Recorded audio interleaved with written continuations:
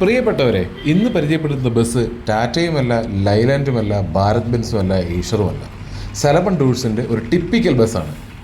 Board നിർമ്മിച്ചിരിക്കുന്നത് വീര അഥവാ വീരവാഹന Udyog limited, അധികാരായ body builders. ഏറ്റവും വലിയ പ്രത്യേകത എന്തെന്ന് വെച്ചാൽ ഈ ബസ്സിൻ്റെ ഷാസി നിർമ്മിച്ചിരിക്കുന്നതും വീരവാഹന തന്നെയാണ്.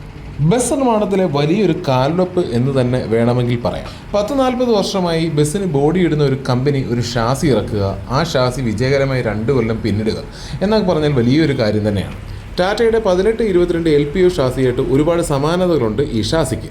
ഹെവി ഡ്യൂട്ടി ഹൈവേ ഉപയോഗങ്ങൾക്ക് പേരുകേട്ട ഈറ്റൺ നിർമ്മിച്ച ഐറിഷ് കമ്പനിയായ ഈറ്റൺ നിർമ്മിച്ച 6 ട്രാൻസ്മിഷൻ ഗിയർ ബോക്സ് ആണ് ഈ ബസ്സിൻ്റെ മറ്റൊരു പ്രത്യേകത.